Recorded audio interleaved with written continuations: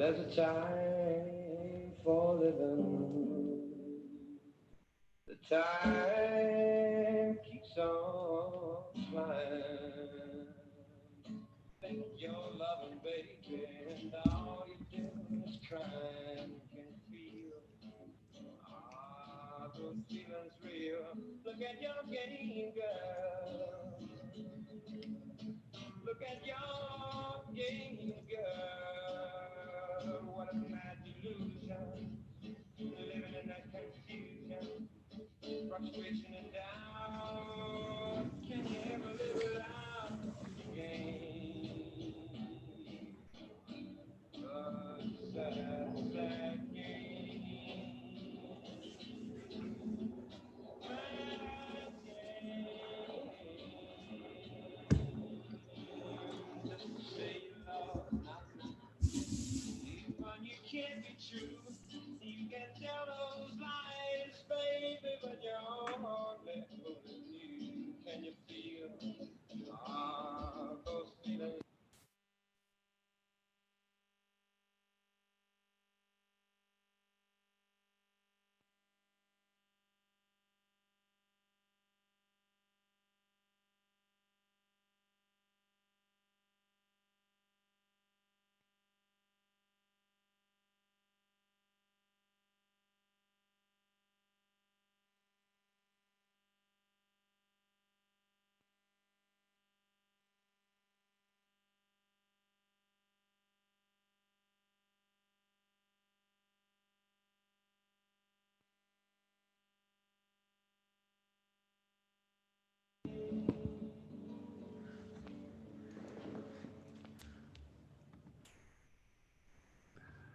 This is Radiophone.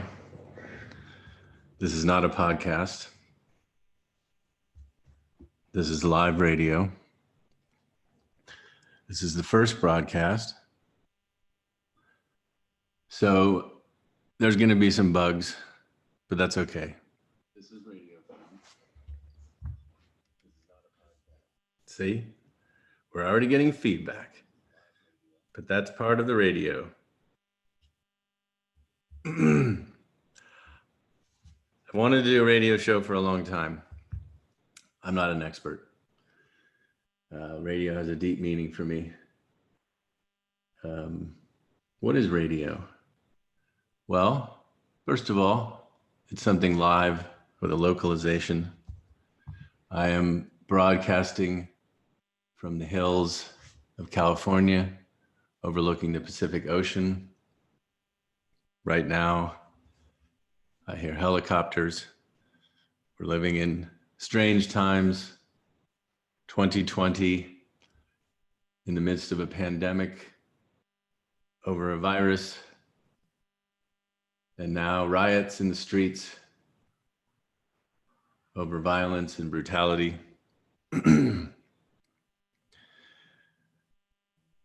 Times are changing, perhaps. Radio. Some would say that, is this radio? What is radio? Well, what's the meaning of radiophone? Radiophone is a reference to sound broadcast over electromagnetic waves. The old-fashioned kind came from a large studio that was very expensive. These stations were also licensed at great expense. So, of course, radio was always controlled by large corporate forces. Pirate radio sprang up at one point. However, now anyone can do radio. This is still radio in the sense that wherever you're listening now, your computer, your phone is still broadcasting wireless. The old name for a radio was the wireless, and you're still listening, and I'm broadcasting wireless as it goes through your wireless internet router or through your phone wirelessly. So the phone aspect of radiophone is double in the sense that you can listen on your phone, and perhaps the smartphone is the little pocket radio of today. But also, you can call in. I always liked the call-in radio shows going back decades. That's part of why we're live. We don't produce the show ahead of time. We don't have necessarily a pre-programmed guest. Sometimes we do. But what we're really interested in is opening it up to the world, opening up to the public. So I encourage you to call in. You can call in anytime when I'm talking. You can ask a question. You can make a comment. You can speak endlessly if you want. I talk a lot. I lecture a lot. I listen in my office as an analyst. Radiophone has multiple vectors and threads of desire involved in it for myself and others. One is to revive the old idea of a radio advice column, a radio psychologist, a radio psychoanalyst. Another is to be able to broadcast text, radio performance, radio art, sonic art, spoken word. I'll do that. I invite you to do it as well. If you have a text of your own or somebody else's you want to call in and read. The number is 310-299-9808. Call in. If you call in, please turn your radio off. There's a delay. You'll hear the show broadcast in real time on the telephone until I pick up the phone or that line to talk to you. And that way we won't have feedback.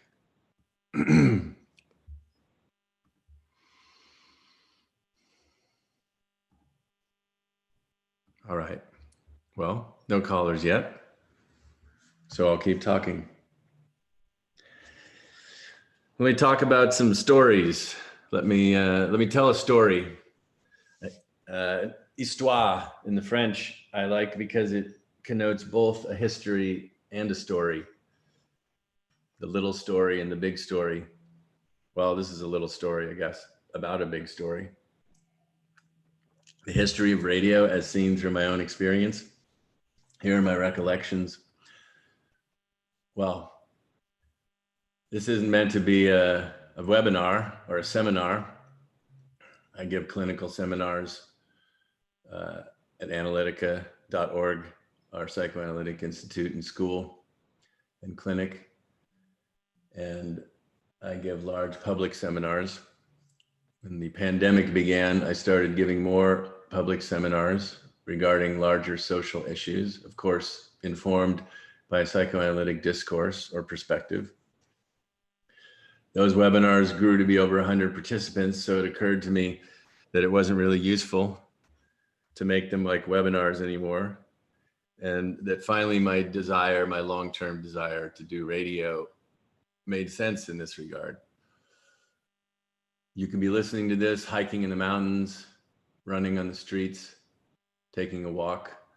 You could have it on in the background while you're eating. This is part of the beauty of radio. The aura, the background. It recalls the idea, the experience of my youth, bathed in the sound of radio.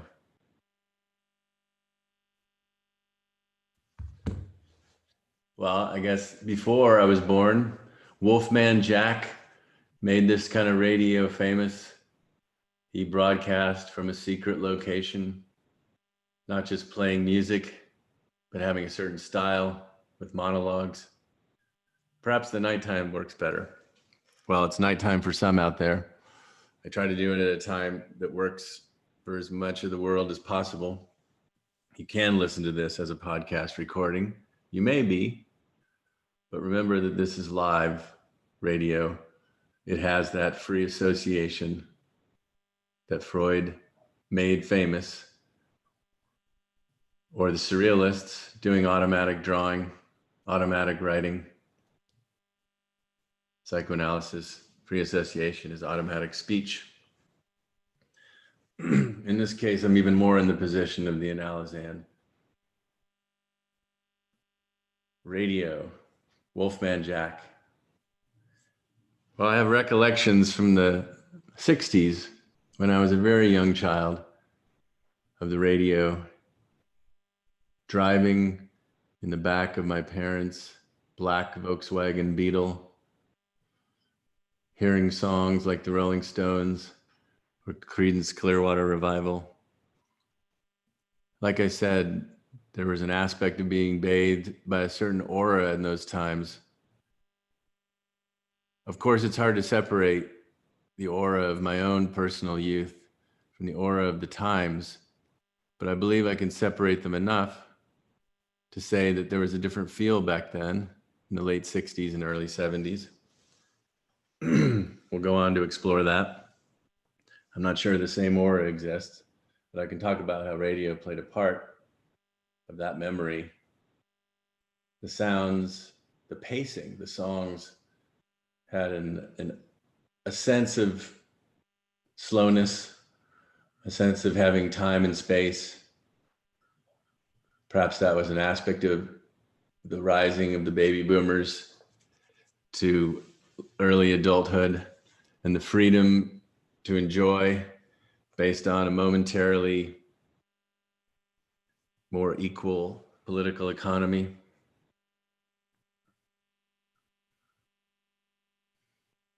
Things changed into the late 70s and early 80s. I didn't have the same aura. However, in terms of radio, for me, at that time, I remember my father playing progressive rock from the 70s. He'd start on the weekends in the morning before I would wake up.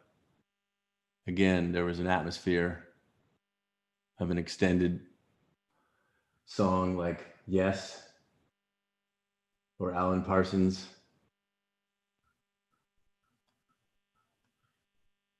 There was at least as much audio in my life at that time as there was television. Television is an image, it's hypnotic, it focuses your gaze. Well, I suppose audio in some ways is hypnotic too, but usually when people do hypnosis, they try to grasp the gaze with a finger or a fob or a watch. Audio allows itself to be background.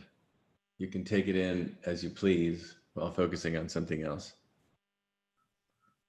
You can learn to listen to it in your own time.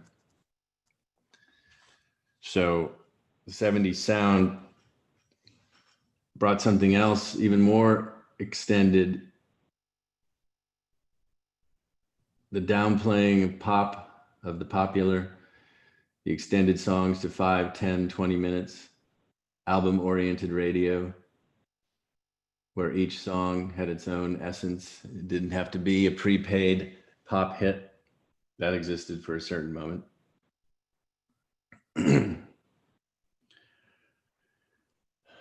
Perhaps this was the time when certain kind of radio call-in started to emerge. The late night radio psychologist taking calls.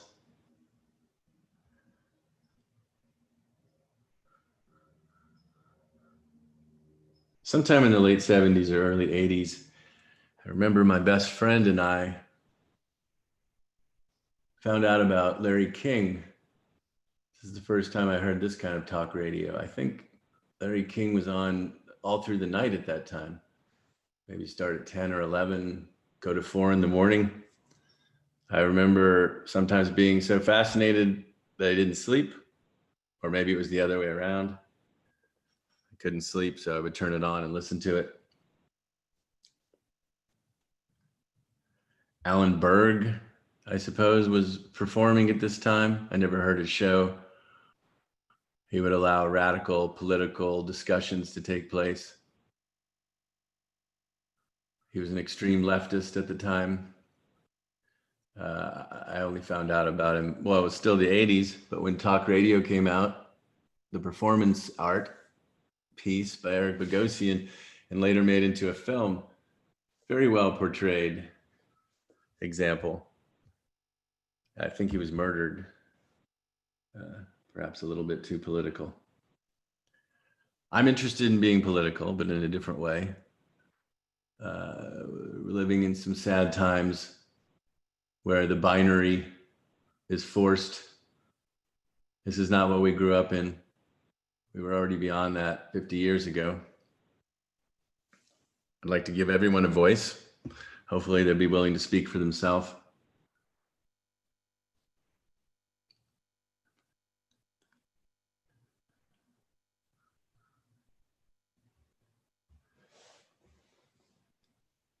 What about Joe Frank?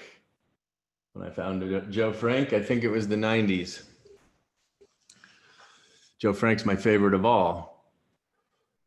Of course, a lot of his shows were prepared, written out like radio theater, but they no doubt came from spontaneous experiences.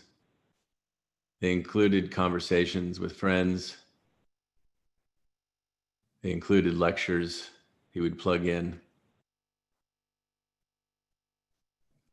He had a certain sonic color to what he was doing. I highly suggest going back and listening to his old performances.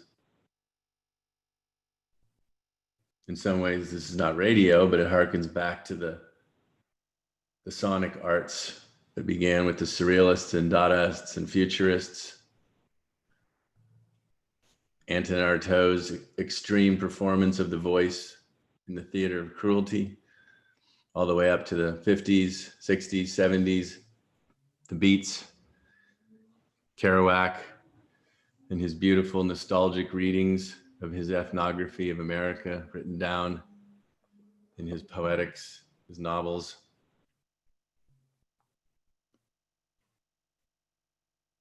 Burroughs' cantankerous diatribes against the contemporary culture.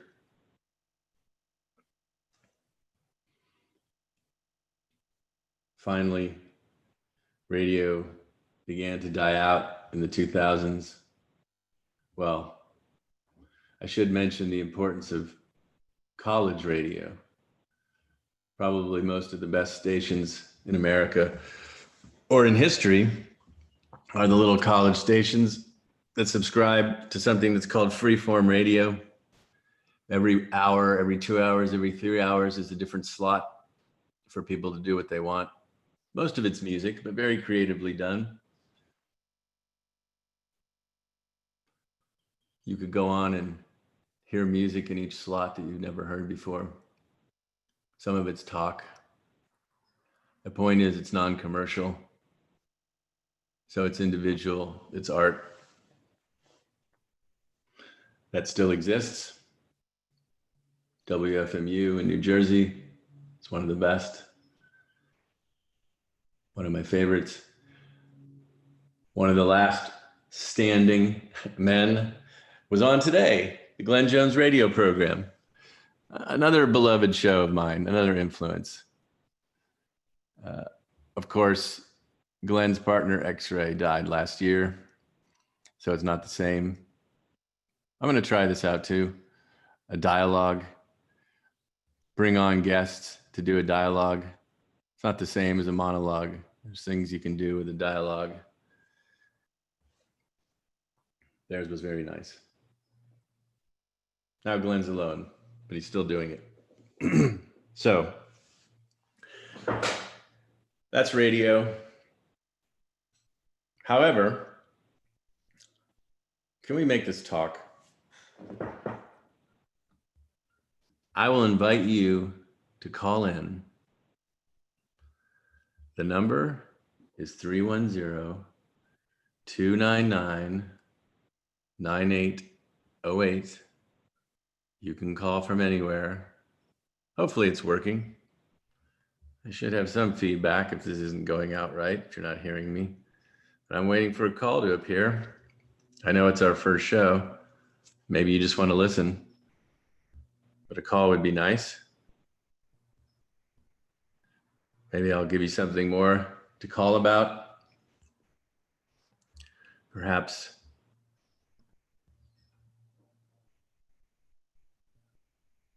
it's called What's Your Problem? What is your problem? I invite you to give me a call about a psychological issue, a personal issue. I invite you to call about a political issue, a social issue, anything.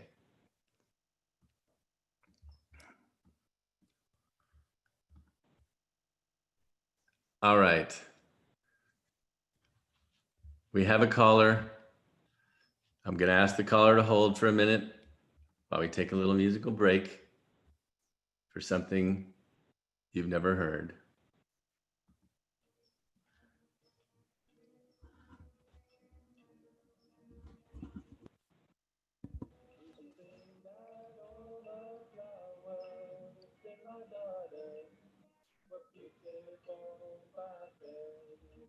You came my way, and suddenly the flowers looked dull and gray.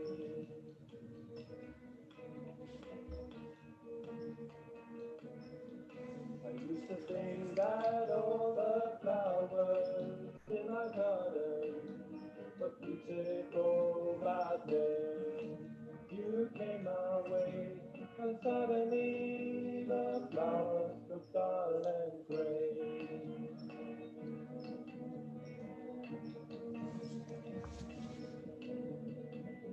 Daffodils and hollyhocks, red roses too, and geraniums were getting on the beauty shone through.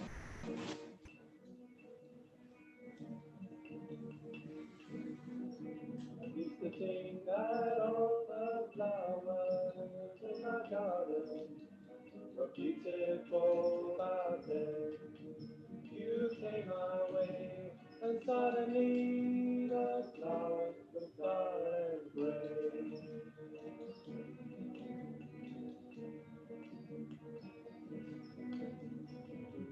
Narcissus and a velvet high, red roses cried too. That dragon was so rosy, your beauty shone through.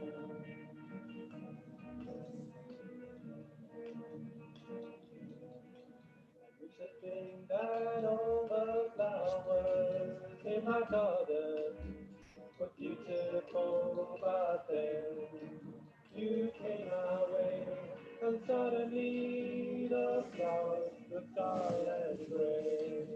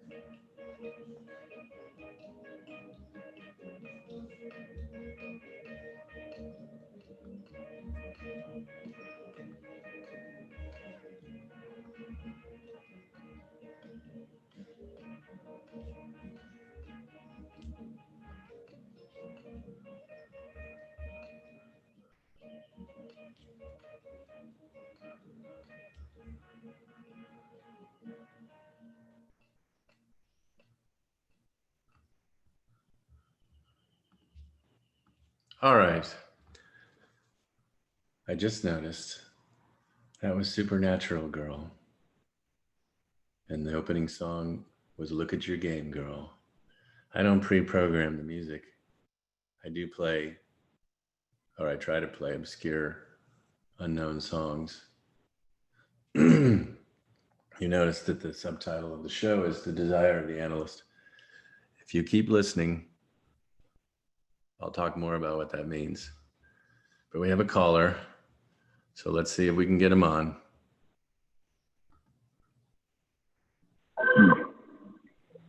Hi, caller. Can you hear me? Hello. I can hear you. What's your problem?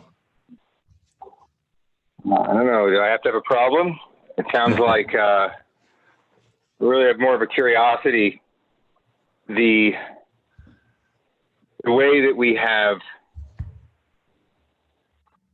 a culture that seems to give us more and more media, but less and less contact. It feels like one of the things that's really wonderful about radio, like what struck me is listening to Larry King all night long.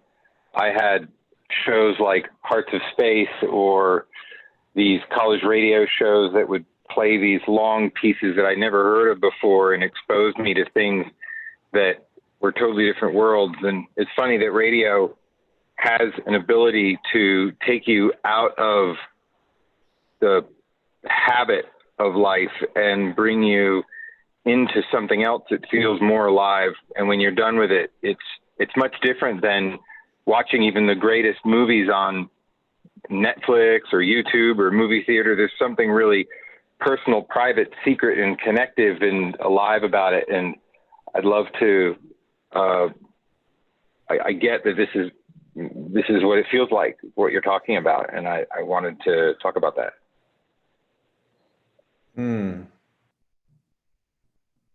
So, how does it feel? Strangely, I'm not hearing it. I'm in a void.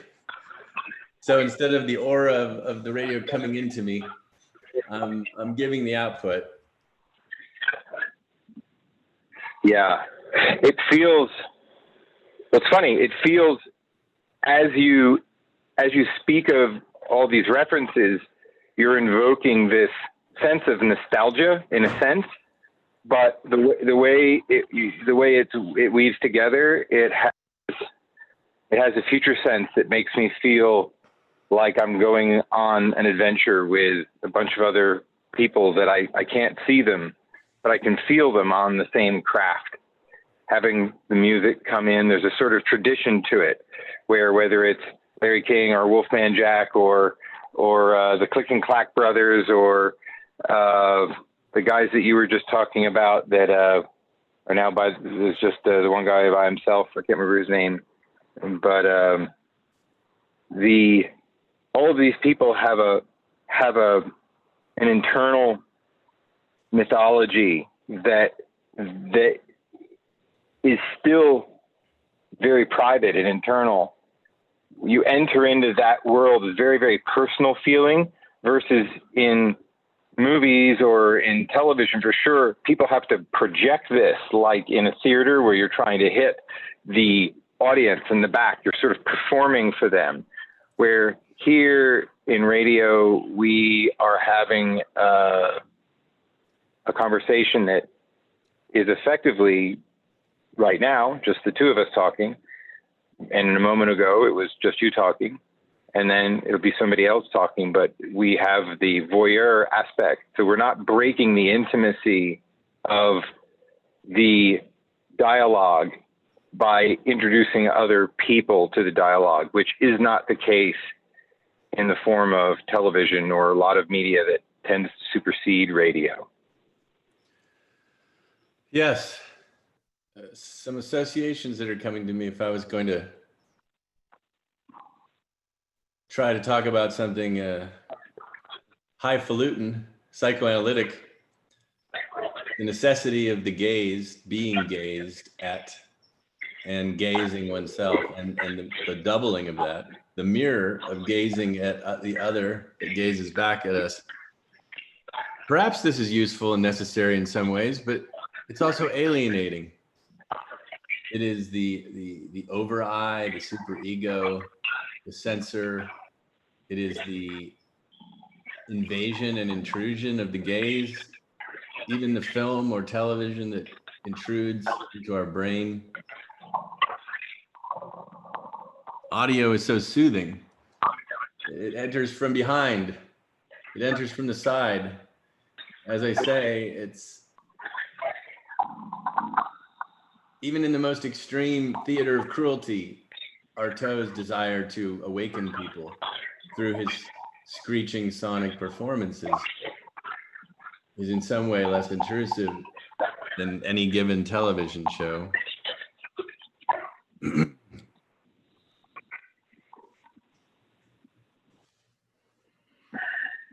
I guess I'd like to say that there's an aspect of spirit involved too then. When we all watch a show, and the reason why people like live TV shows, which don't really exist anymore, is because they feel like they're sharing an experience. There's a few live shows, maybe like the Super Bowl or the Oscar, that are semi-live, where people feel like they're sharing a collective experience. Even network TV, which hardly exists anymore, feels semi-live in the sense that you have to go to watch that first broadcast.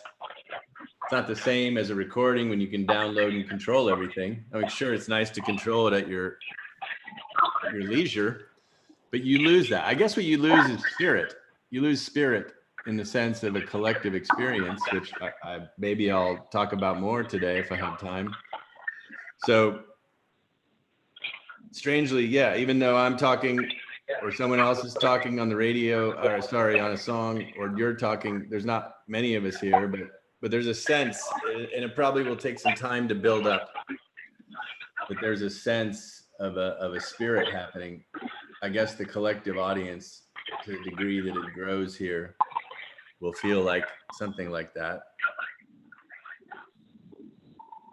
You were going to say something? Yeah, I was feeling that there is almost an exclusive aspect of when you. Ever since I was a little kid, I didn't really understand how radio or television worked per se, and I understand that a lot more now. But there was the idea of having somebody with a pile of records that they were looking through while I was listening to this record, or an event that was being discussed that wasn't really premeditated. Maybe it was thought of a little bit, but there's a sort of spontaneous aspect or improvisational aspect that later on, when I thought about television, I think early on I pictured that television had some aspect of that, but then later on there's this idea of, like, at least in radio, some sort of cart machine that was going on with nobody in the room. And I really liked the idea that there was somebody in the room. That sort of, when you're up late at night listening to whatever that song is or whatever that dialogue is, you feel that there's somebody else up with you at 3:35 in the morning or whatever it is, that is awake with you, and you're sharing this same thought. That's you can't formulate that into a machine putting programming together. There's one television show that I remember that was on at midnight on MTV, I think it was. I could be wrong. It was called Night Flight, and it was where I discovered Eon Flux. It was where I discovered a whole bunch of, I think it was even Ren and Stimpy and The Tick and other things like that. That had a feeling. I have no idea if it was true, but it had a feeling that there was somebody really there putting this thing together live at weird times at night in a similar way to a radio show. And I think that sort of evocative aspect is something that we've lost touch with in a realm of automation. And I feel that I wanted to call in because the very first impression that I had was that what you were evoking was different. It was making a couple historical references, but combining it in with how do we bring this into a schizoanalytical platform on a much wider scale, where there is a path, but the path is very, very flexible in real time. Yes, exactly. And just want to mention some new callers are coming on, but if you just hold for a while till we get to you, we won't forget you. Yeah, that live aspect is also, of course, I'm sure, causing some technical difficulties right now, especially being the first.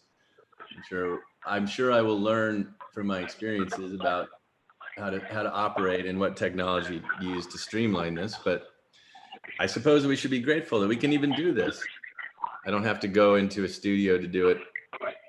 More or less, I can do it with a little bit of technology from my computer. So maybe that's part of the aim for me, is being a bit nostalgic or a bit Luddite myself.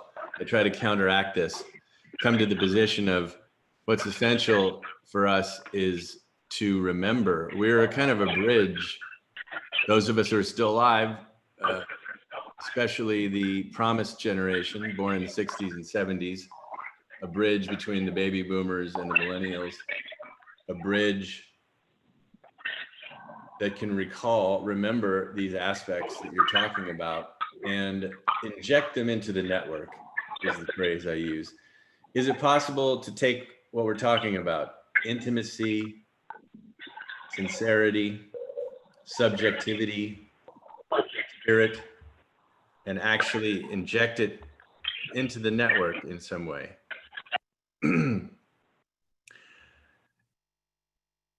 Yes, it has to be. One way or another, we have to be able to do this. So it's not just past. I gave a little history, a little story of radio for me. But I'm looking towards the future. It's 2020.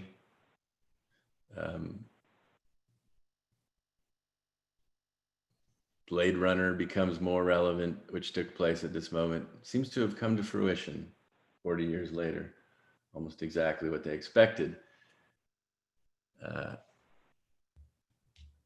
Do we have robots? Do we have replicants?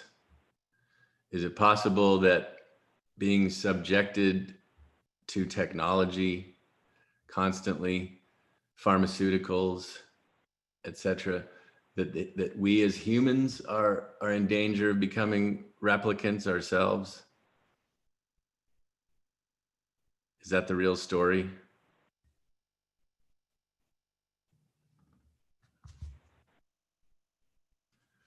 Well, I wrote this the other day to a friend, and you're still on the call there, caller, but I learned to mute you for a minute so it wouldn't get feedback, but I'll bring you back. I just wanted to read something I wrote in a dialogue with a colleague the other day regarding these subjects. He reminded me of a quote from Marx. This is Carl. Only when the actual individual man has taken back into himself the abstract citizen, and in his everyday life, his individual work and his individual relationships, has become a species being. Only when he has recognized and organized his own powers as social powers, so that social force is no longer separated from him as political power, only then is human emancipation complete. Now, I told my friend, I love this quote. It relates to what I always remind people of. Marx's early manuscripts, the origin of all of his social work came out of his own individual symptom, his experience of being alienated in work exchange, the basic alienation of not being able to work and create for someone in relation and have that done for you as well. The mediation of the capital system. The capitalist system is not the free market. Free market exchange, beginning in the Middle Ages, has individual sovereignty and freedom and gift.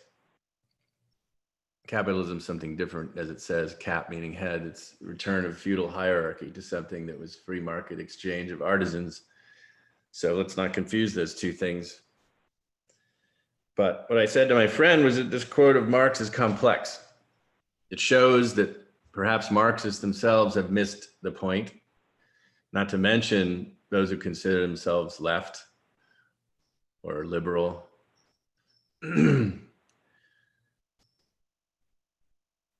After individuating from institutions and the group mind, Marx is saying we have to enter the social in a new way, not as a socialist mass ideology, not as an identity politics, although it's understandable why people not being recognized by one another seek an identity as a way of forcing recognition. I don't believe this will solve the problem ultimately. Rather, in this quote of Marx, the individual takes on the symbolic, I would say even the spiritual, in the sense of Geist, as Marx and Hegel and others spoke of it, this symbolic spiritual sense of the role of man as citizen. This is what we've lost in the past 50 years. He remains aware of his individual difference while choosing to participate in a social idea as a cause, an idea with a capital I, in the Platonic sense, again, of spirit or Geist or psyche, not an ideology that is a shared form of group hypnosis. Why are we regressing back to this when we'd reached such an understanding 50 to 100 years ago that was beyond this moment? If anybody has an idea out there, of course, call in and try to make a comment. I've got some calls on the line. I'll get back to them in a second. I just wanted to go on to complete this thought. As I said, it seems that there's only two choices left for humanity at the moment. One, follow this Hegelian Marxist project that was abandoned some decades ago, of bringing all of humanity to the level of mutual recognition. This would be a global state of both individual liberty and social equality. This is the basis of the French Revolution, the American Revolution. This means going beyond cultural alienation. The cultural alienation of civilization and consumerism that we've used to replace the failure of this project. Or the other choice, enter a Heideggerian battalion project, a form of mysticism, atheistic mysticism, atheological mysticism, a form outside of time, reason, and production.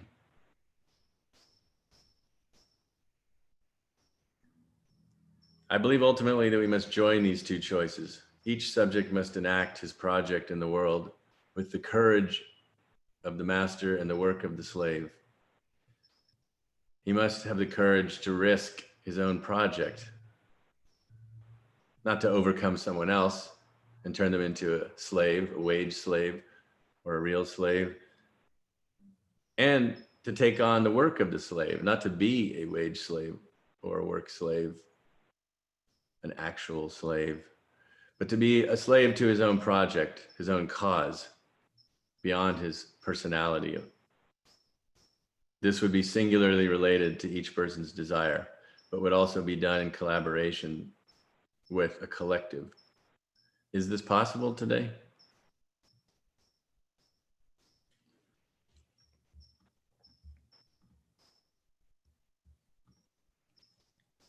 All right. Are you back, caller? I wanted to see if you had something else to say about that before I move on to other callers.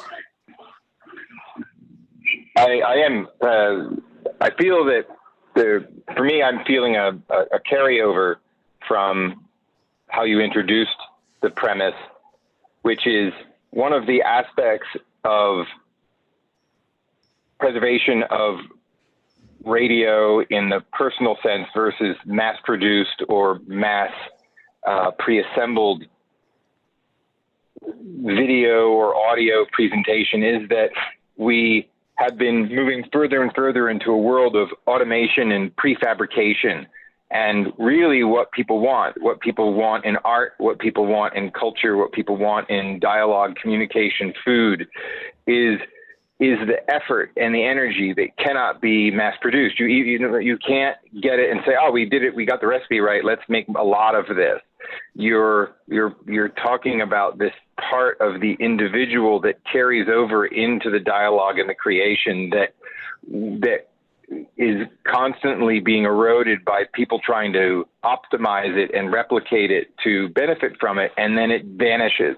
Like the value of a million prints of the Mona Lisa had nothing to do with the value of the Mona Lisa as an artifact or a magical object. And the ability to reach a state of equality and presence requires so much attention from society, that we live in a world where we're trying to get maximum benefit with minimal input.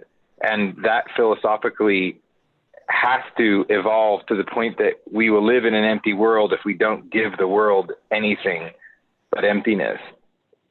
And I'm going to step aside to let the other callers come in, but I just wanted to express my appreciation for how you've introduced this, and to make the link that I felt on your initial salvo, and how you've followed through into this next excellent topic. So thank you very much, Dr. Vaughn. Thank you, caller, for your thoughtful thoughts.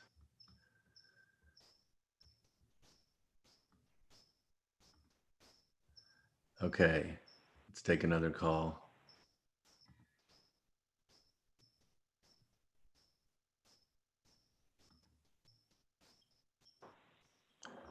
Caller, can you hear me?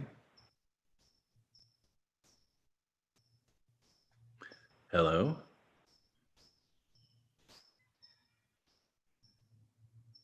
Can you hear me, caller?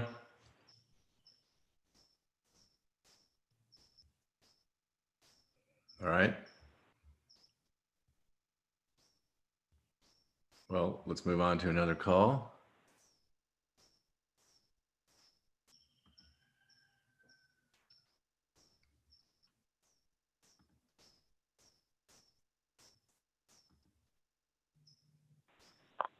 Yes. Can you hear me, caller? I think I can. Okay. What's your problem? I don't know. I'm not sure if I can fully agree with what you said earlier about 50 years ago, say at the end of the 60s, being beyond the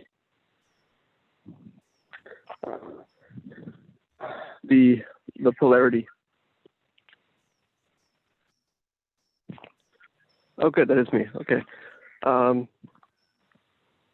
Yeah. So I think that we were not able to fully, let's say that the counterculture of the late 60s was a potential system of multiplicity, but its downfall was that it allowed itself to be subsumed by the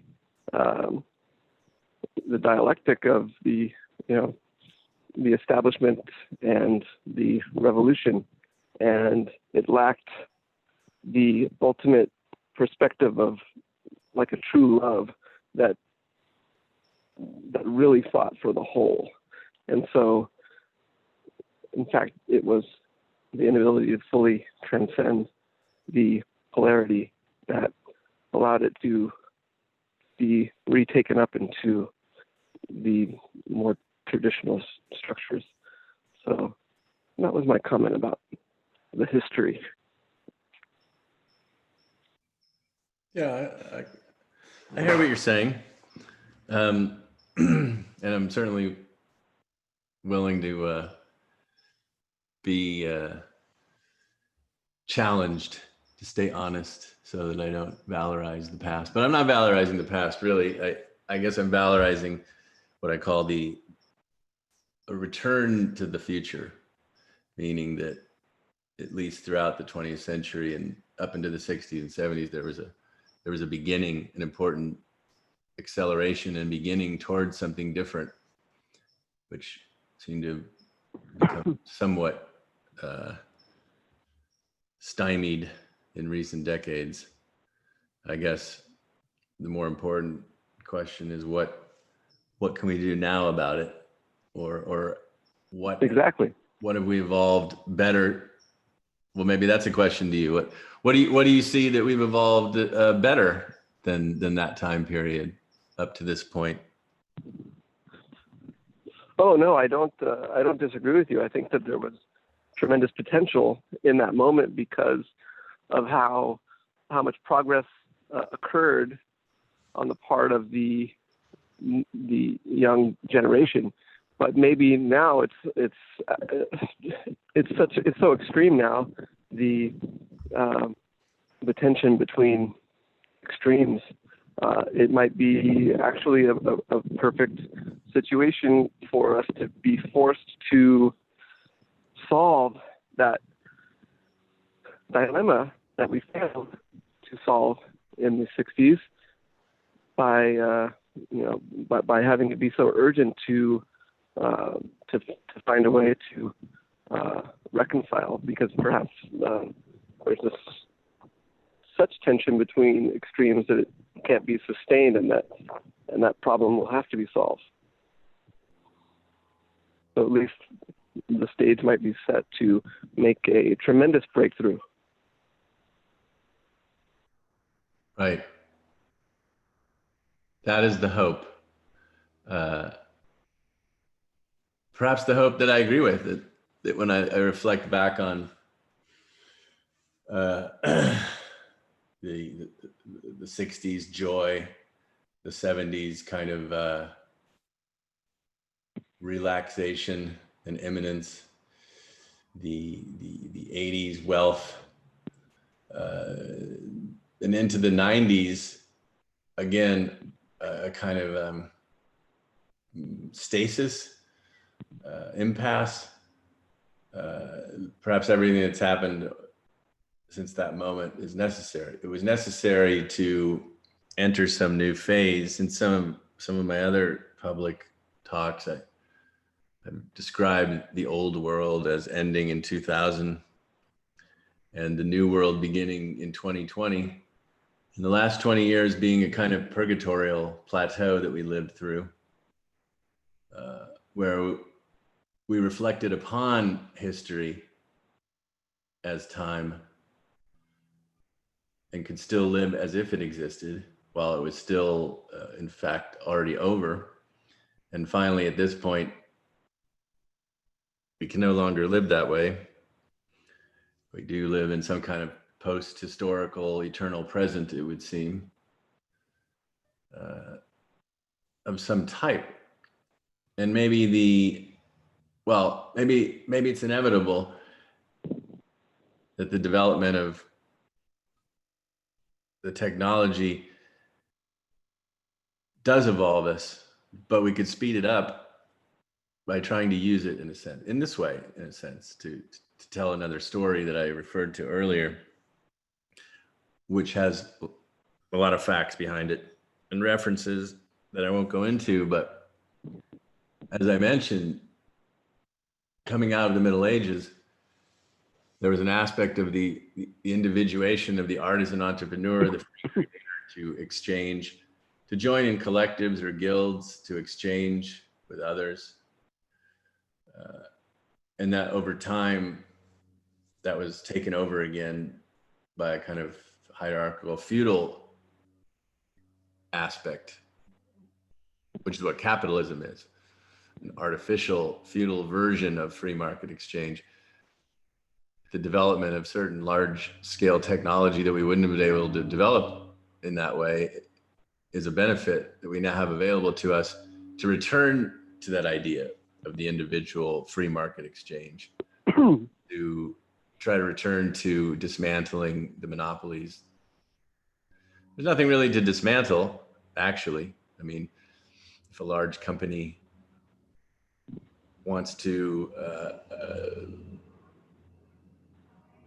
channel networks, that's fine. We still have the freedom to do our version of it.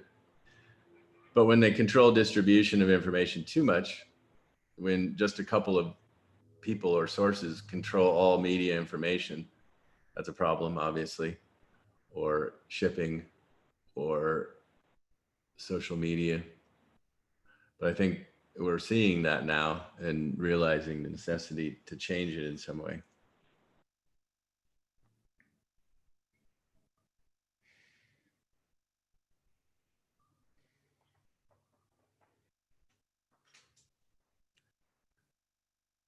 Further thoughts? Oh, I guess I'll have to share. I had a very controversial pop into my head at this moment. This extreme social political moment. There's a lot of I have encountered many people trying to take this moment to use their voice, and there's an intensified desire to be heard and listened to. Right now I'm thinking about Black Lives Matter protests, and I'm just wondering if the secret move that needs to be made is to really pursue, let's say, for example, the most extreme racist, what is the voice of like the Ku Klux Klan or the neo-Nazis? How can we love them in some way as an example of what we failed to do in the 60s? How can we be truly holistic as a way to avoid this dichotomy? And of course, it's not really easily done, but I'm just pointing out that it seems missing the possibility to love the unlovable. So I guess All right. I'll just leave it there. Okay. Yes, a very important question and difficult to bring up in these times. I think it doesn't have to be difficult to bring up. I guess my thought is we don't have to love these others necessarily.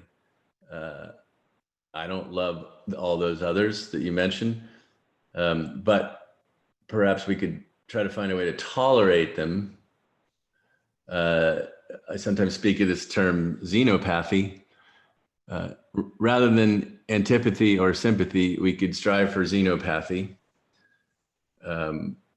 meaning an understanding or tolerance of the other, of otherness, of difference, at least, rather than going back and forth between identification in sympathy or hatred in antipathy. I then sometimes speak of a step beyond xenopathy.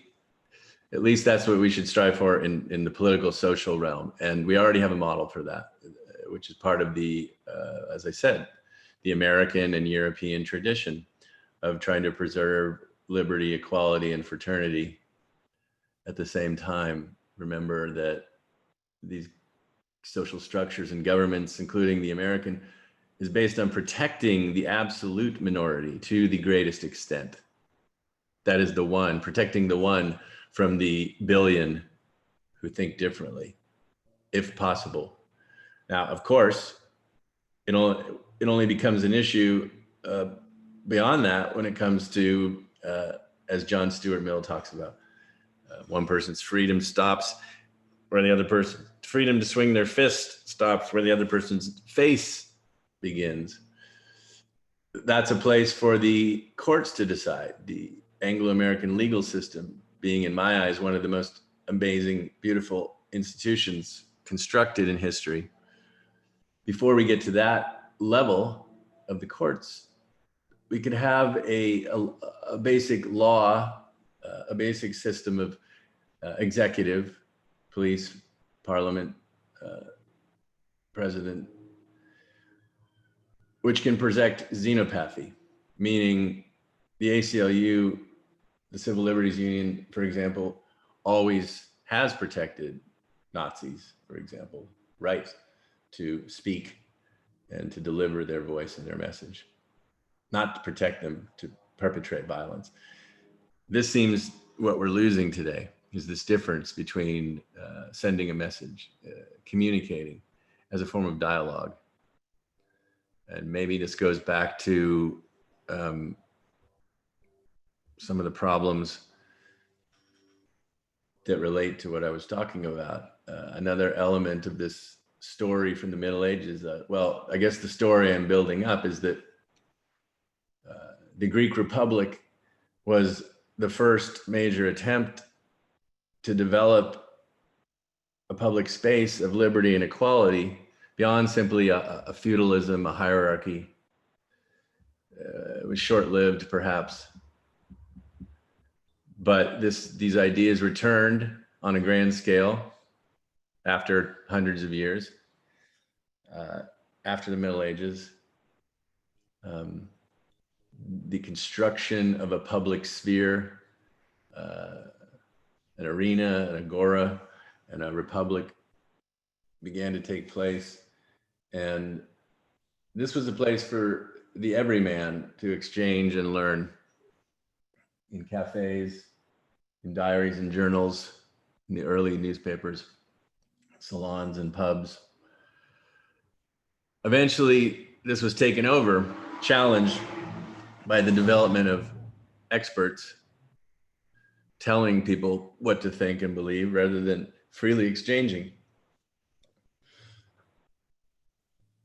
I'm not sure how it is now, but even when I moved from America, my American growing up to Europe in my 20s and 30s, I saw something there that I hadn't seen growing up in America, which is, in English pubs, in French cafes, in Greek tavernas, in the public parks. People talk ideas, talk politics, read books, romance, poetry mixed with politics. The experience of intimacy in that exchange between people is spiritual. That was the last vestiges of something that was spiritual. I believe that the spirit, the Geist, was contained within the rituals of the past, in the brutal, violent rituals of tribalism, in the building of the pyramids and the cathedrals, the hierarchical structures, the pain and death surrounding that is not optimum, but it did produce something sacred for everyone, the masters and the slaves involved. In the attempt to take a step further, after the Middle Ages, to bring spirit into humanity as an individual and equal collective, there was a channeling, a transition, a transmission of the spirit from those old ways into humanity at large in the public sphere. That's what was at stake. That's what we've never realized. That's what seems to have died off during the 20th century. Well, it was challenged since those times.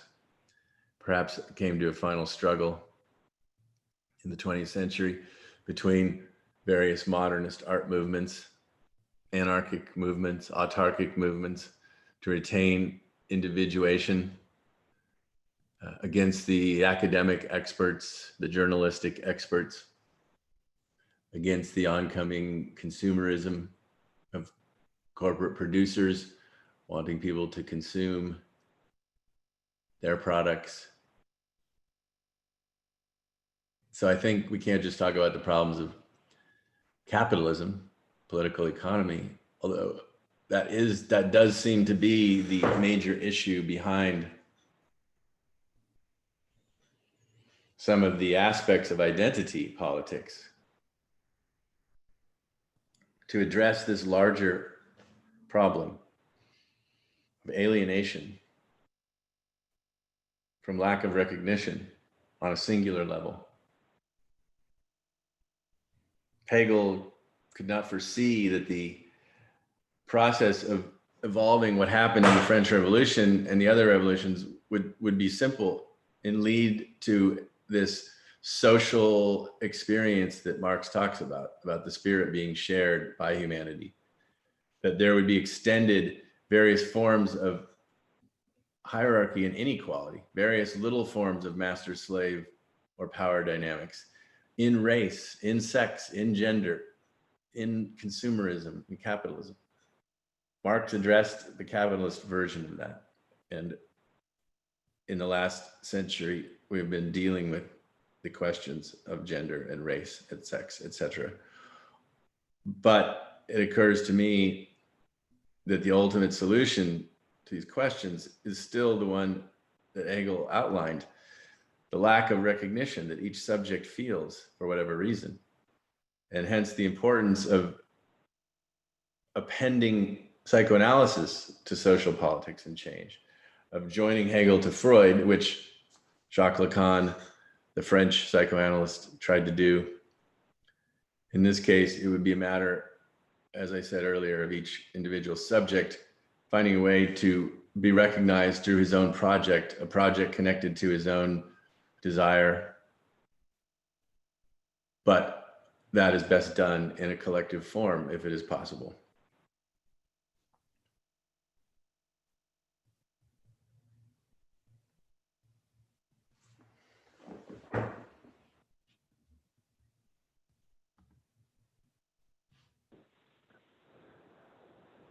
Caller, can you hear me?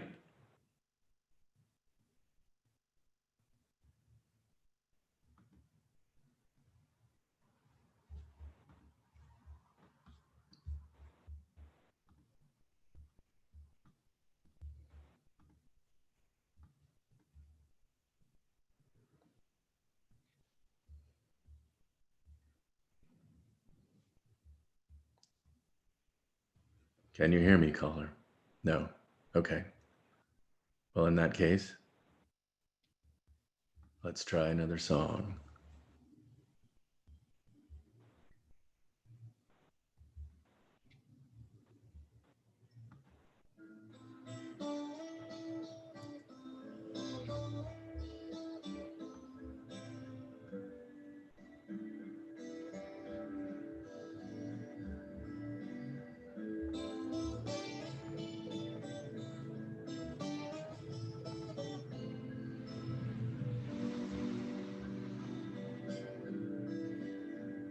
She was a princess, lower than people thought.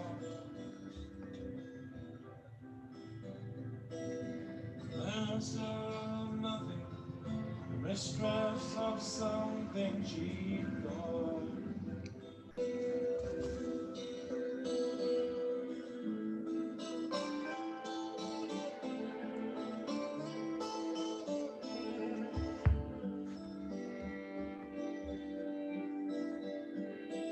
She could talk about things that never mattered ever. One person's long and miserable life after another. Talk to the French, Germans at will, they never listen. They never will.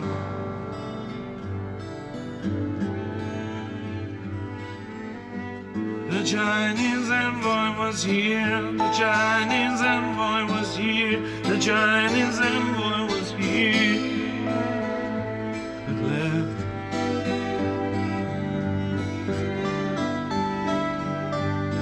Yes, the Chinese envoy was here, the Chinese envoy was here, but left.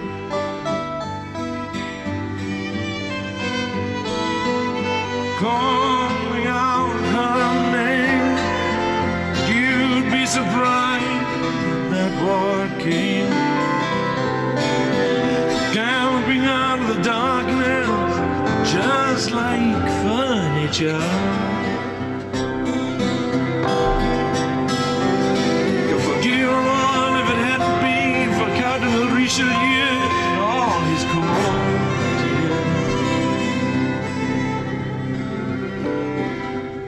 The Chinese envoy was here, the Chinese envoy was here.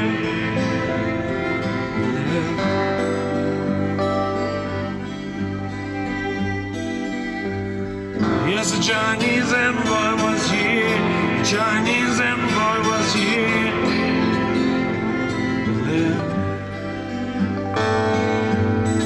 In his broken-hearted pagoda.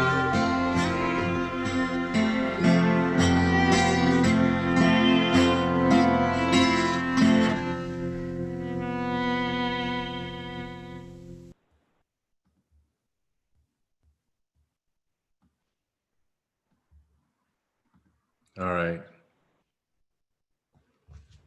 We're back. We don't have much time left. If there's someone else who would like to call in, feel free.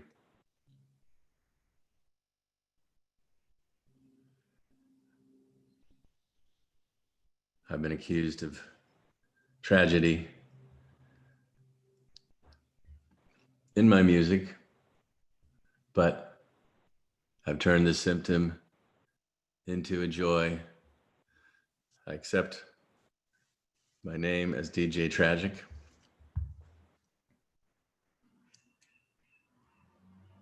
Tragedy was the Greeks' way of processing the inevitability of loss,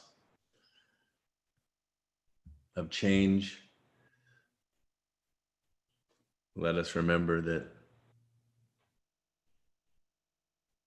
even before the Greeks 2,500 years ago, even beyond that, the first book in the world, the I Ching, translates as the book of change. So, here we are again, going through change.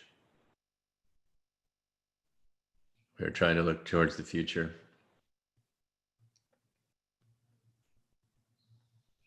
Perhaps together we can try to find something, a solution.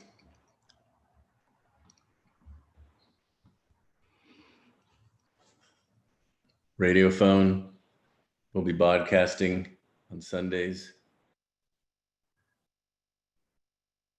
Not every week at first. We'll see what happens. You can tune into the channel as it's broadcast or sign up on YouTube to get announcements for upcoming shows. And we will watch it mutate.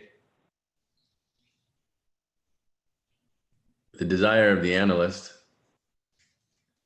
is a term that Lacan mentioned, but didn't go into in too much depth.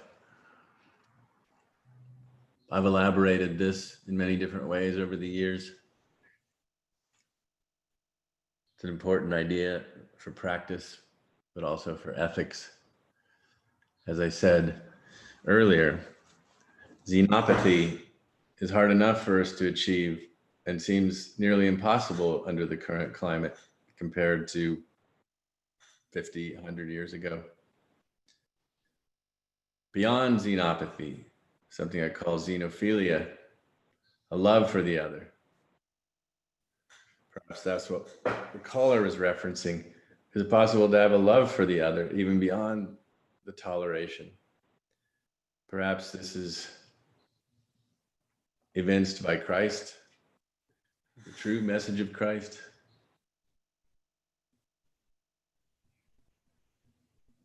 It's not something we can necessarily achieve easily. Perhaps it's something we can shoot for.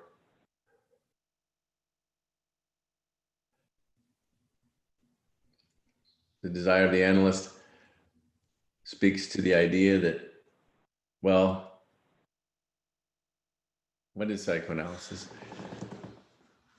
When someone undertakes analysis, they take a step beyond a wall or a bridge of being a patient. A patient asks to be fixed. That's no small order in itself. There's no reason why that goes away. There are cases where techniques are necessary of a doctor or an expert to help someone else. Preferably that would be done in a way that informs them and teaches them. Taking up the position of the analysand means to take responsibility for one's suffering, one's symptom. More than that, to look into it, discover the joy in it, alter it. This process of identifying or enjoying one's symptom leads to a refinement, a practice, a commitment to a way of life that comes from one's own uniqueness, one's own history. I would say that the step beyond that, which is another definition of the desire of the analyst, is not to be a doctor now or a professional, whereas before you were a patient. No, an analyst is a position that someone takes up, just like the position of the analysan. To take up the position of the analyst is to be curious about others, to desire difference, to love difference. When I speak on the radiophone or any other place, I take up the position of the analysan, which I learned from Lacan. I speak for myself. I speak for my symptom, my desire. It's not the truth. It's a truth that may be a delusion or my own psychic reality, but I make an effort to try to make it enjoyable, useful, practical for others. If you get something out of it, great. If you can help me refine it better, great. But more so, what I'm asking in this show is for you to have the freedom to say what you want to the world, to hear something back, for us to be able to exchange positions back and forth between analysan and analyst, listener and speaker, writer and reader. This is to put the analytic ethic into extension beyond the one-on-one clinic into the world at large. It's to change politics and government and social relations as Freud desired and Lacan attempted.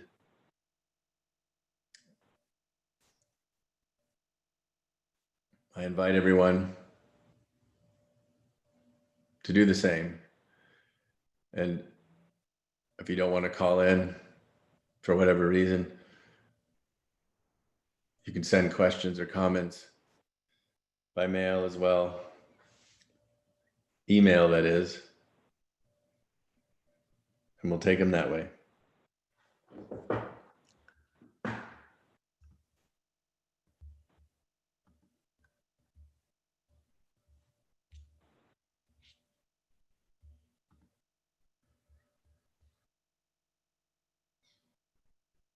So we'll sign off for today. Thank you for listening.